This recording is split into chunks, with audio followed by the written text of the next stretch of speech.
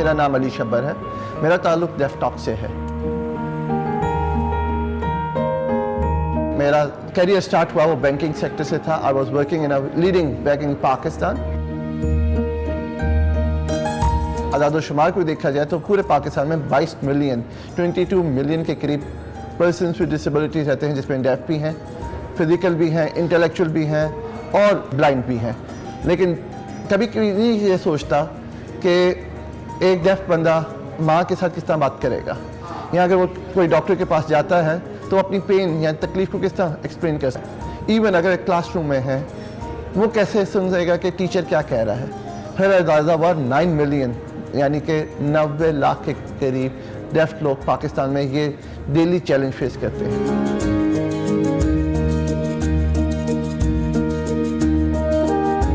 मेरा नाम वैम खतन है। मैं को फाउंडर एंड टेक्निकल लीड हूँ डेफटॉक का।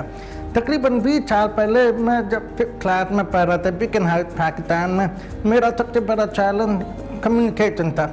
पाकिस्तान में उस वक्त इंटरप्रेटर नहीं था, इसलिए टीचर और प्रिंसिपल ने कहा था कि वैम 6th क्लास में नहीं जा सकता। तो मेरे अम्मी अब्बू ने फैसला किया था कि हम पाकिस्तान छोड़ के अमेरिका चले जाते, वहाँ पर मेरे लिए सारा काम आसान हो जाएगा। वहाँ पर मेरे पास साइन लैंग्वेज इंटरप्रेटर था। इसकी वजह से मैंने कंप्यूटर इंजीनियरिंग किया था।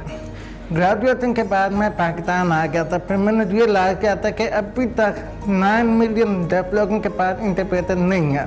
इसलिए जो मैंने फैसला किया था कि मैं पूरे पाकिस्तान में डेफ लोगों के लिए साइन लैंग्वेज ऐप बना लूँगा, ताकि वो अपने लिए employment, health and education avail कर सकते हैं।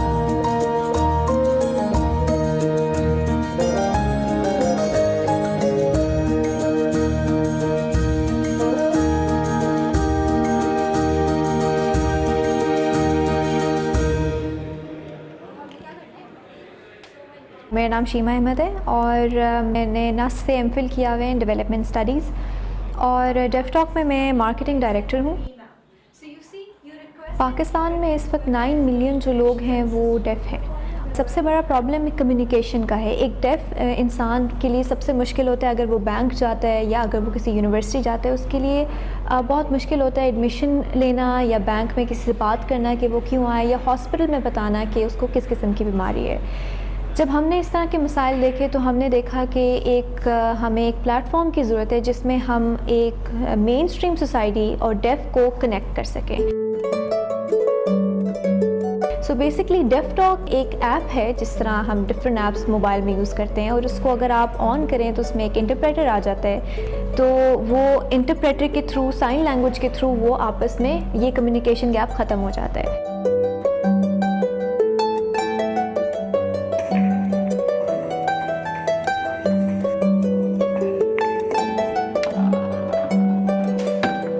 मेरा नाम अब्दुल कदीर है और मैं विजुअली इम्पेयर्ड हूँ। डेफटॉक का को-फाउंडर और ऑपरेशन लीड हूँ। मेरी जो एजुकेशन है वो मास्टर्स इन इंटरनेशनल रिलेशंस है और मैं टॉपर हूँ पंजाब यूनिवर्सिटी का। हम जब नेशनल इंक्यूबेशन सेंटर इस्लामाबाद में इंक्यूबेटेड हुए तो हमारे पास कोई यूज़र नहीं थे। हम जैसे एक आइडिया के साथ इधर इंक्यूबेट हुए। यहाँ के कोर्सेज में हमें एजुकेट किया गया कि आपने इस आइडिया को कैसे इम्प्लीमेंट करना है। हम सोशल मीडिया का आइडिया लेकर आए थे कि हम एक ग्रुप बनाएंगे फेसबुक नुमा सा, जहाँ पे हम इंटरेक्ट करवा सकें। हम ये आइडिया लेके मुख्तलिफ ऑर्गेनाइजेशंस के पास गए, लेकिन किसी ने कोई खास पॉजिटिव रिस्पांस नहीं हमें दिया। फिर हमें पता चला इस्लामाबाद में एक नेशनल इंक्यूबेशन सेंटर है, उनकी एप्लीकेशन आई। हमें आइडिया नहीं था होता क्या है। हमने अप्लाई किया, वी गॉट सिलेक्टेड। यहाँ पर बूट कैंप हुआ जिसमें हमने अप्लाई किया UNDP का, और हम इस्लामाबाद का बेस्ट स्टार्टअप बने। फिर उसके बाद वर्ल्ड बैंक का एक इवेंट हुआ, उस पर हम पाकिस्तान का बेस्ट स्टार्टअप बने। फिर एंग्रो फाउंडेशन ने हमें अप्रोच किया और हम पूरे पाकिस्तान में, चाहे सोशल इंटरप्राइज है चाहे मेन स्ट्रीम है, उसका बेस्ट स्टार्टअप बने और इन अवार्ड मनीस को हमने कैलकुलेट करके री इन्वेस्ट करना शुरू किया अपने यूज़र्स के अंदर। 2 हफ्ते पहले हम हैनोई में थे, हम एशिया पैसिफिक का बेस्ट स्टार्टअप बने और वहाँ से फिर हमें एक बड़ी इन्वेस्टमेंट जनरेशन शुरू हुई। हम चाहते हैं कि पूरी दुनिया का हम गूगल ट्रांसलेटर का काम करें। गूगल ट्रांसलेटर जो कि मुख्तलिफ ज़बानों की ट्रांसलेशन करते हैं लेकिन साइन लैंग्वेज की नहीं करता, हम इसको चेंज करना चाहते हैं डेफ लोगों के लिए। और ये सिर्फ पाकिस्तान का मसला नहीं है, ये मसला हमें इंडिया से भी आ रहा है, यही आवाज़ हमें श्रीलंका से भी आ रही है, वियतनाम से आ रही है। इवन अभी हम बार्सिलोना में थे, वहाँ पे 1 घंटे के 90 यूरो चार्ज होता है, हम सिर्फ $5 यानी कि 500 रुपये पूरे महीने में हम चार्ज करते हैं। यही चीज़ यूएस में है और जिसके लिए हमें एशिया एक्सेलेरेटर ने इनवाइट किया कि यूनिकॉर्न बने। हम पाकिस्तान का पहला स्टार्टअप है आफ्टर करीम जो यूनिकॉर्न बनने जा रहा है। अल्हम्दुलिल्लाह अभी हमारे पास 3100 यूज़र्स हैं और जो इंटरप्रेटर्स हैं वो 84 हैं जो डेफ लोगों को इंटरप्रिटेशन की सर्विसेज प्रोवाइड करते हैं। इस 1 साल में हमारे जो इंटरप्रेटर्स हैं उन्होंने 8722 आवर्स की साइन लैंग्वेज इंटरप्रिटेशन की है। उसमें से 3700 आवर्स की जो इंटरप्रिटेशन है वो सिर्फ हॉस्पिटल्स के लिए है कि जब डेफ लोग डॉक्टर के पास जाते हैं वो अपनी पेन या अपना प्रॉब्लम डॉक्टर को कन्वे नहीं कर पाते, तो हमारे इंटरप्रेटर्स जो हैं वो ऑन बोर्ड आ जाते हैं उनके साथ और जो भी उनका प्रॉब्लम हो वो डॉक्टर्स तक और इवन फार्मेसीज़ और मेडिकल स्टोर्स तक भी उनकी हेल्प आउट करते हैं।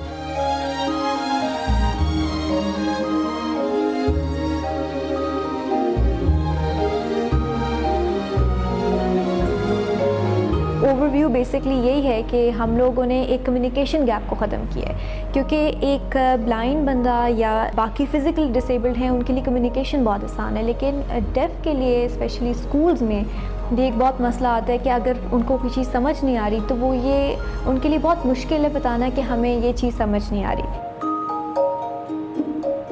पाकिस्तान में 2 किस्म के एजुकेशन सिस्टम्स चल रहे हैं। एक स्पेशल एजुकेशन सिस्टम है जो कि गवर्नमेंट रन कर रहा है, उनके मुख्तलिफ अदारे हैं जहाँ डेफ बच्चे जाते हैं पढ़ते हैं और वो सबसे हाईएस्ट डिग्री मैट्रिक की देते हैं। करिकुलम के ऊपर बहुत क्वेश्चन मार्क हैं। अब बहरिया यूनिवर्सिटी में, फातिमा जिन्ना वुमेन यूनिवर्सिटी में और यूएमटी में 18 डेफ बच्चे पढ़े हमारी साइन लैंग्वेज इंटरप्रिटेशन यूज़ करते हुए।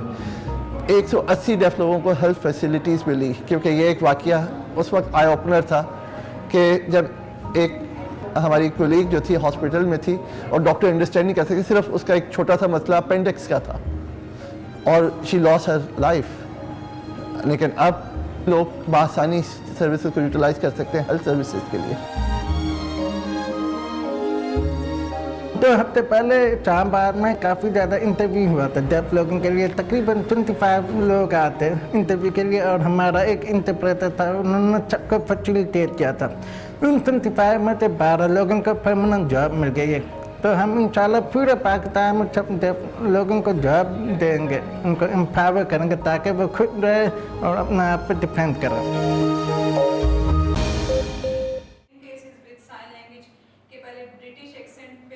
मेरा नाम मैमूना बशीर है और मैं डेफ टॉक में साइन लैंग्वेज इंटरप्रिटेशन सर्विसेज की हेड हूँ।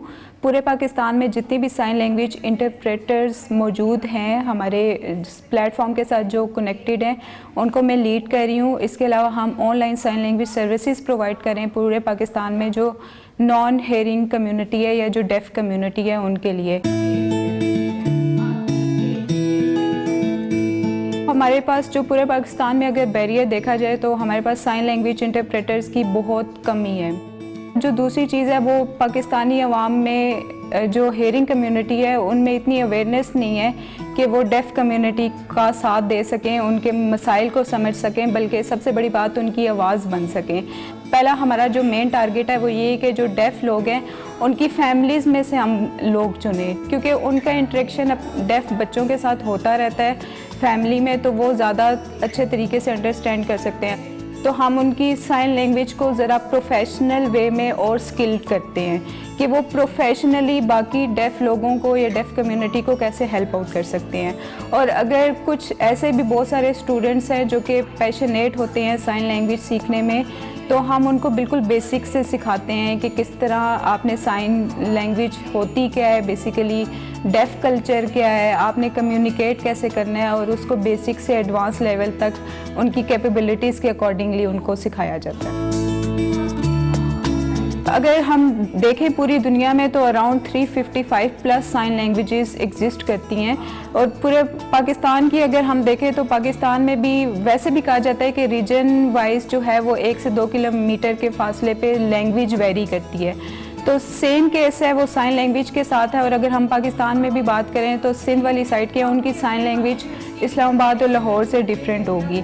तो अगर हम देखा जाए तो कोई भी साइन लैंग्वेज यूनिवर्सल नहीं है, रीजन टू रीजन जो है वो साइन लैंग्वेज वेरी कर रही होती है। हमारे पास अभी फ़िलहाल 85 इंटरप्रेटर्स हैं, और उसमें ये है कि अगर एक इंटरप्रेटर, अक्सर इस तरह होता है कि वो अवेलेबल नहीं है तो दूसरा एक बैकअप प्लान हमने रखा होता है। एक बंदा कॉल करे उसके लिए 3 इंटरप्रेटर्स हैं, अगर एक बिज़ी है और दूसरे में प्रॉब्लम तो तीसरा इंटरप्रेटर वो ऑन बोर्ड हो जाएगा। जो हमारे साइन लैंग्वेज इंटरप्रेटर्स हैं वो ऑनलाइन हमारे साथ इन टच रहते हैं, और उनके पास इतनी फ्लेक्सिबिलिटी है कि वो ड्यूरिंग अगर वो कोई और भी काम कर रहे हैं तो वो इसको एज अ पार्ट टाइम लेके चलते हैं। अगर वो घर से भी कर सकते हैं, क्योंकि बेसिकली हमें जस्ट उनकी अवेलेबिलिटी चाहिए होती है सोशल मीडिया पे, फेसबुक, स्काइप और व्हाट्सएप पे। तो वो जहाँ पे भी हैं और उनके पास इंटरनेट है तो वो इजीली वहाँ से कनेक्ट होके किसी भी डेफ बच्चे को ऑनलाइन सर्विसेज प्रोवाइड कर देते हैं। हमने अराउंड 120 लोगों को ट्रेन किया और बहुत रेगुलरली काम कर रहे हैं। पर मंथ 20 से 30 हज़ार रुपये वो हम हमारी सर्विसेज से अर्न करके चले जाते हैं। लेकिन कुछ ऐसे हैं जो कि 40,000 का भी ब्रैकेट अचीव किया है, जो कि पाकिस्तान के कॉन्टेक्स्ट में एक बहुत अच्छी इनकम है। एक ऐसे बंदे जिन्होंने बहुत मिनिमम एजुकेशन की हो लेकिन वो ट्रांसलेशन सर्विसेज पास नहीं दे सकते हैं। अब हमने जहाँ बार लाहौर पिछावर में ट्रेनिंग किया। अब हमने कोयटा, बलोचिस्तान, कराची, मुल्तान में वहाँ पर साइन लैंग्वेज की ट्रेनिंग करना, ताकि वहाँ के जो इंटरप्रेटर है वो अवेलेबल हो जाए और जब लोगों को फैसिलिटेट करें हमारे मोबाइल ऐप से।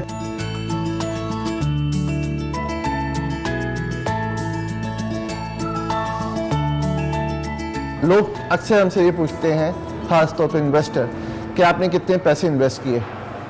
तो हम कहते हैं सिर्फ हमने पैसे इन्वेस्ट नहीं किए, हमने तो इसमें अपनी डिग्निटीज़ इन्वेस्ट कर दी। क्योंकि एक टाइम ऐसा है जहाँ पे हमने अपनी डिसेबिलिटी को भी सेल करना पड़ा।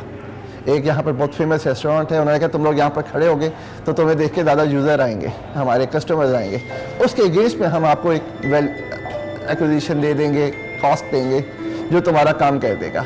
हमने 3 दिन वहाँ रह के सेल्स की काम किए, उनकी मार्केटिंग इंक्रीज़ की, उनके यूज़र लाए, फिर हमें 2.5 लाख रुपए मिले जो कि हमने एवेंचुअली अपने इंटरप्रेटर्स को सैलरियाँ पे की। लेकिन शायद वो रात हमारे लिए भूलने वाली नहीं थी, क्योंकि हम तीनों रोए कि पहली दफ़ा हमने डिसेबिलिटी को सेल किया।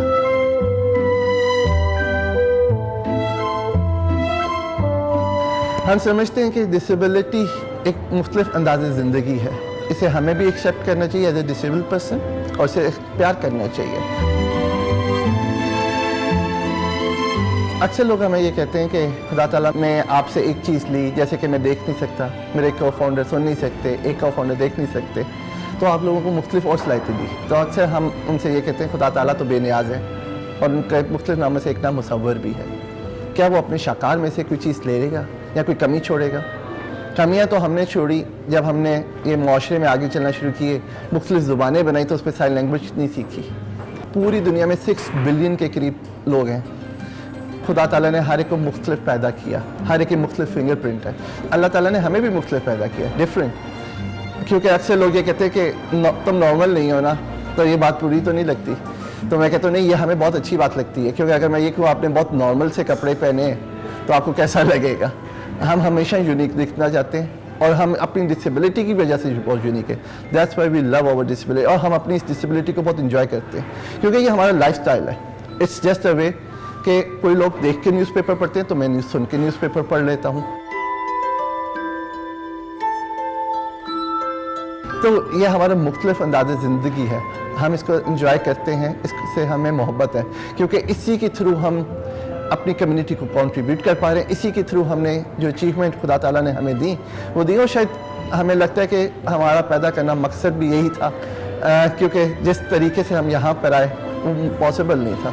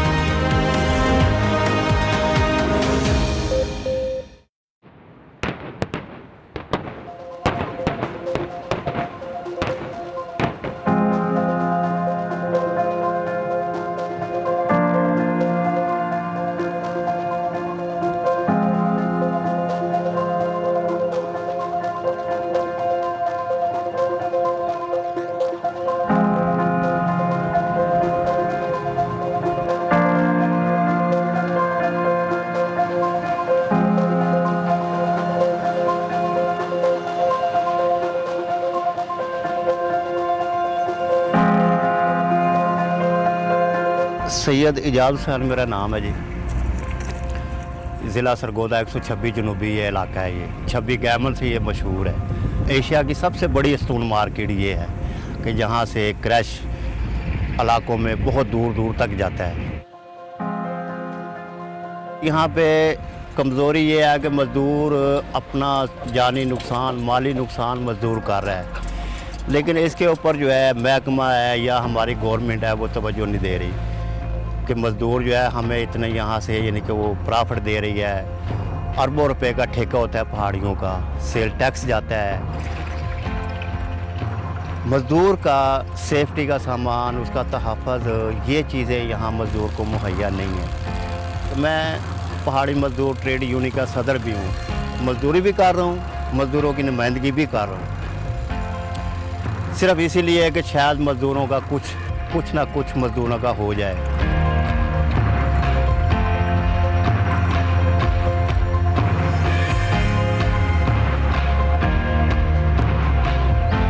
मेरा नाम मियां मोहम्मद रमज़ान आज़ाद है। मैं सन 2008 से जनरल सेक्रेटरी हूँ पहाड़ी मजदूर था यूनियन CBA और पहाड़ी मजदूर ट्रेड यूनियन CBA का। वर्कर की तादाद इस वक्त हमारी जो है वो 10 से 15 हज़ार तक है पहाड़ी वर्कर की। इसके अलावा जो है तकरीबन 50,000 ख़ानदान जो है यहाँ पर इसी पहाड़ियों से वाबस्ता है। कोई क्रैशर का काम करता है, कोई लोडर चलाता है, कोई मिस्त्री का है। मतलब ये 50,000 ख़ानदानों को यहाँ पर, और पूरे पाकिस्तान में आपकी जनाब बिल्डिंग लेबर है, कंस्ट्रक्शन की, फिर रोड की लेबर है, बहुत सारे ख़ानदानों को ये तकरीबन आधा पंजाब यहाँ से वो रोज़ी कमा रहा है। सर चश्मा ये है पहाड़ी मजदूर। मजदूर हमारा बेरोज़गार है तरक्याती काम ना होने की वजह से, और दूसरा जो हमारा सबसे बड़ा इशू यही है कि काम तरक्याती काम हो तो हमारा मजदूर भी खुशहाल हो। अब जब तरक्याती काम ही नहीं है, फंड ही नहीं हुकूमत जारी कर रही, तो मजदूर तो भूखा मरेगा। इसके साथ सिर्फ हमारा मजदूर ही नहीं है, ये असरात पूरे हमारे मुल्क पे पड़ रहे हैं।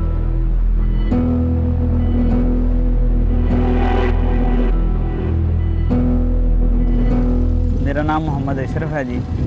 मैं चक नंबर 126 जनूबी का रहायशी हूँ। तकरीबन 5 साल से मैं ये पहाड़ी का काम कर रहा हूँ। बहुत गर्दलूद होता है ये इलाका। अक्सर बच्चे और बड़े बहुत बीमार हो जाते हैं। इनसे जो गर्दलूदगी है ये, इससे सांस में बहुत मसला आता है, काफ़ी मुश्किलात हैं, ऐसी बहुत बीमारी फैलती है। इसमें हमारी बहुत ज़्यादा जो है वो मेहनत होती है, लेकिन इतना मुआवजा नहीं मिलता है जितनी हम मेहनत करते हैं। सुबह से आते हैं, शाम 6 बजे हम वापस जाते हैं। सारा दिन हमारा इधर ही गुजर जाता है। बहुत जो है ना सख्त काम है ये। बस क्या करें, कोई मुलाजमत नहीं है, कोई नौकरी नहीं है, बस यही एक हुनर सीखा है, यही कर रहे हैं। तकरीबन अरसा 5-10 साल से इधर लगे हुए हैं। बस यही हुनर है, कोई नहीं हमारे पास। अब हुनर करें या बच्चों का पेट पालें। यहाँ पर जो काम है ये पीस रेट पे है, तनख्वाह नहीं है मजदूर की। पीस रेट का मतलब है कि 750 रुपया पर ट्राली 200 क्यूबिक फुट। ये इनका तमाम अखराजात मजदूर खुद करता है, एक उनका सरबराह होता है मेट, उसके ज़रिए सारे अखराजात करते हैं, बरूद का, बोर का, ब्लास्टिंग का, उसके बाद खुर्दोनोश का, जो भी है। हफ्ते के बाद उनका हिसाब होता है, जितनी उनकी इनकम होती है उसमें से वो खर्चा हफ्ते का कट जाता है और जो बकाया बचते हैं उनके ऊपर डिवाइड हो जाते हैं पर डे के हिसाब से। अब जितने किसी की हाज़िरी होगी उस हिसाब के हिसाब उनकी मजदूरी बन जाएगी। महकमे वाले लीज होल्डर वो तकड़े हैं, मज़दूर माड़े हैं, इसलिए जो है मज़दूरों की यहाँ पे बात नहीं सुनी जाती। मज़दूरों से माल लेकर जाते हैं ज़्यादा, मजदूरी देते हैं कम। ये आग लगाने तक 3 शो बदलते हैं। पटाई वाला अलग होता है, जो पत्थर गिराता है लूज़, जो पत्थर उसने ब्लास्टिंग में लूज़ किया होता है वो पत्थर गिराने वाले अलग होते हैं। आग लगाने वाला अलग होता है, भरने वाला अलग होता है, बोर लगाने वाला अलग होता है। ये आप अपनी शिफ्ट के मुताबिक जब काम करते हैं तो फिर जब वो आग लगाने वाला होता है उसको पता होता है जी मेरे पास 20 सुरंग है, मेरे पास 25 है, 50 है, 50 सुरंग पे 50 आदमी होता है, 60 सुरंग पे 60 आदमी होता है, 70 सुरंग पे 70 आदमी होता है। ऐसे जैसे लाइन होती है वो फिर जब आग लगाते हैं ना उनकी स्पीड होती है, उनको पता होता है कि इतने टाइम में हमें आग लगा देनी है। 1 मिनट में तो वो आग लगा देते हैं, 4 मिनट में वो अपनी सेफ्टी करके अपनी जगह पे पहुंच जाते हैं जहां उन्हें बैठना होता है।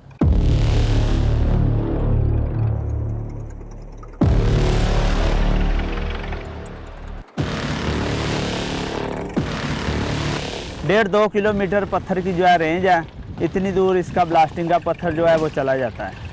इस वजह से, इस खतरे की वजह से फिर भागना पड़ता है। वैसे कई बार ऐसे भी होता है गलत भी आग लग जाती है, अल्लाह ना करे, तो ऐसी सूरत में फिर मौत ही वाक़या होती है।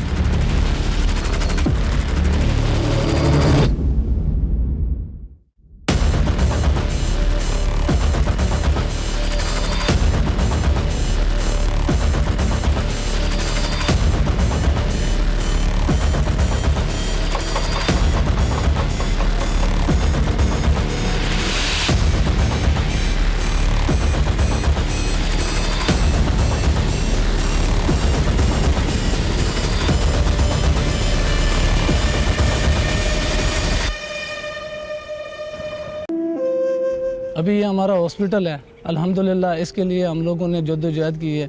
अभी मेरा मरीज़ आपके सामने, मेरी खाट से आदमी आया आपके सामने, तो आप देख रहे हैं कि अगर ये ना होता तो हमें इस वक्त अपने जेब से पैसा लाना पड़ता, पता नहीं किस जगह पे हमें पहुंचना पड़ता। एक्सरे कराओ, ये करो, वो करो। फिर जब हम गरीब लोग होते हैं, हमारे पास तो इतना पैसा तो भी नहीं होता है कि एट अ टाइम हमारे पास 50,000 हो, 60,000 हो, 70,000 हो, लाख हो। 5-10 हज़ार वाली गेम होती है हमारी। तो हमारा ऐसा पेशेंट भी हो जाता है जिसके ऊपर हमारा एट अ टाइम 10 लाख रुपए भी हमें मांगते हैं। तो वहाँ अगर हमारे पास जरिया ना हो तो हम वो 10 लाख रुपए कहाँ से लाएं सर? फिर तो हम गरीब लोग गए ना, हमारा तो फिर तो हमें मरना ही है। मरने के सिवा तो और कोई चारा तो नहीं है। तड़फ कर मर जाए, जैसे भी मर जाए उसे फिर मरना है। लीज होल्डर वहाँ तक ही हमारे साथ तावन करते हैं जहाँ तक उनका बस होता है। जब उनका बस ख़त्म हो जाए तो वो भी हमें कहते हैं जी अब आप इसको घर ले जाएं, इसका आप घर में ही करें, बस अभी जो ज़िंदगी के दिन हैं वो ये गुजारता चलेगा। उसके बाद हम लीज वालों से क्या मांगे? अब कम से कम 25 से 30 खाटे जो है ना ब्लॉकों में खाटे बंद पड़ी हैं जिनमें हादसे हुए हैं। 3-3, 4-4 आदमी नीचे मजदूर मर गए, लेकिन वो महकमा मैन जो है वो अपना चला रहा है। गवर्नमेंट के कागज़ों में बंद पड़ी हैं, वैसे कार्रवाई चल रही है, खाटे चल रही हैं। उसमें नुकसान किसका है? मज़दूरों का नुकसान है, मुल्क का नुकसान है। मुल्क का नुकसान कर रहे हैं, लूट के खा रहे हैं, लेकिन कोई पूछने वाला नहीं है। 10 साल 15 साल पहले की मैं बात करता हूँ, उस वक़्त पहाड़ थोड़े से आसान थे। अभी जो 10 या 12 साल हो गए, 13 साल हो गए, अब पहाड़ डेंजरस पहाड़ आ रहा है, मुश्किल पहाड़ आ रहा है। हर तरफ से कटाई हो रहा है, ये तो मुश्किल बनता जाता है। पहले हमारा ये पहाड़ियों का ब्लॉक बड़े थे और टाइम पीरियड 5 साल था। जब पहाड़ियाँ क्लोज हुई, हुकूमत ने हमारे ऊपर ये जुल्म किया कि रेवेन्यू इकट्ठा करने के लिए इन ब्लॉकों को डिवाइड कर दिया, छोटे छोटे ब्लॉक कर दिए। पहाड़ियाँ भी क्लोज हो चुकी थी और ब्लॉक भी छोटे अपना कर दिए। एक पहाड़ी जो है वो 4-4 ठेकेदारों में बांट दी। दूसरा ये है कि टाइम पीरियड 5 साल की बजाय 3 साल कर दिया। जो पहाड़ी 5 करोड़ पे थी 5 साल के लिए, वो जनाब अब 3 साल के लिए जो है 50 करोड़ की, बल्कि 1 अरब 19 करोड़ रुपए एक पहाड़ी अभी नीलाम हुई है। अब जिसने 3 साल के लिए 1 अरब 19 करोड़ रुपया खर्च करना है तो वो तो दबाव डालेगा मजदूर के ऊपर कि हमें जनाब अली इसकी जनाब प्रोग्रेस दो। अब मजदूर के अंदर इतनी ताकत नहीं होती कि वो पहाड़ को एकदम अपना गिरा दे।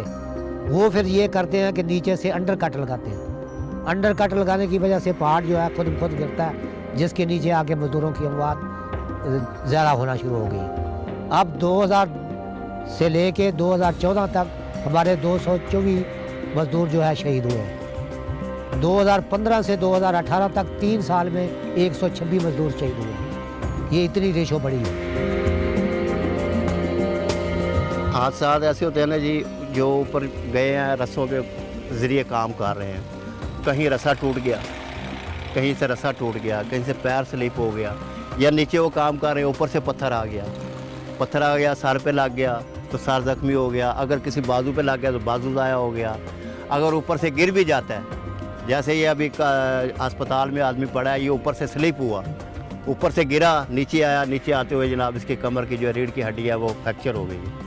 अभी अल्लाह मालिक है वो उठेगा या नहीं उठेगा, यानी कि ऊपर से काम कर रहे हैं। आपने हालात तो देखिए, यानी ख़तरनाक जगह से ख़तरनाक जगह पे जाके काम करते हैं। उनको जनाब ना बोरिंग करनी है ड्रिल के साथ, वो भी रस्सों के साथ करनी है, बेल्ट के सर पे करनी है। हेलमेट तो पहना होता है, हेलमेट तो होता है, लेकिन हेलमेट कितना पत्थर बर्दाश्त करेगा, हेलमेट को भी तोड़ देता है पत्थर। पहले तो हमारे हज़ारों की तादाद में इधर लोग होते थे, अब तो हमारे घटते ऐसे आ रहे हैं कि लोग डर गए। जो अभी नए लोग आ रहे हैं, नए बच्चे आ रहे हैं, वो भी आना शुरू हो गए थे। जब उन्होंने हादसे देखे तो वो डर गए। अभी वो जो पहले से हम लोग हैं, अभी मुझे 25 साल हो गए, मैं जब पहाड़ का काम करता हूँ, अभी मुझे और कोई काम मिलता भी नहीं। 2004 से हमारे डेथ ग्रांट के 88 केस सिर्फ सरगोदा रीजन के जो हमने पास करके वर्कर वेलफेयर बोर्ड को भेजे। अब 4 साल के बाद जो है 22 डेथ ग्रांट जो है वो पेमेंट हुई 4 साल बाद। अब उन्होंने ये किया कि सुप्रीम कोर्ट में हम गए तो उन्होंने एक्शन लिया। अब उस एक्शन की वजह से उन्होंने जल्दी ये किया कि वफाकी हुकूमत ने पैसे रजीज़ किए, और उन्होंने जो सबसे बाद में गए थे वो सबसे पहले पैसे उनको मिल गए। जो सबसे पहले गए हैं वो अभी तक उधर ही पड़े हुए हैं।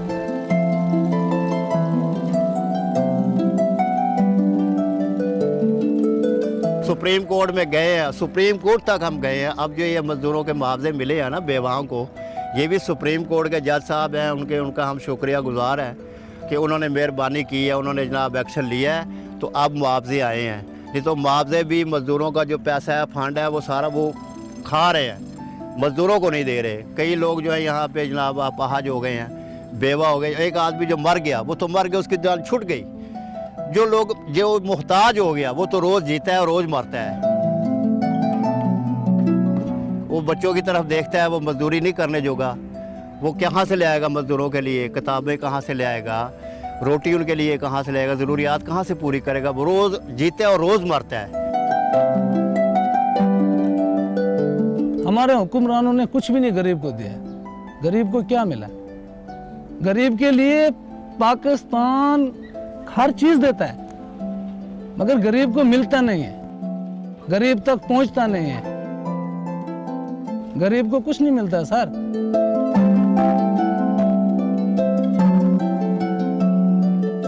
महकमा जो चाहे वो करे, कोई कानून नहीं है। लीज होल्डर जो चाहे वो करे, कोई कानून नहीं है। मजदूरों की दाद रसी के लिए कोई भी नहीं है।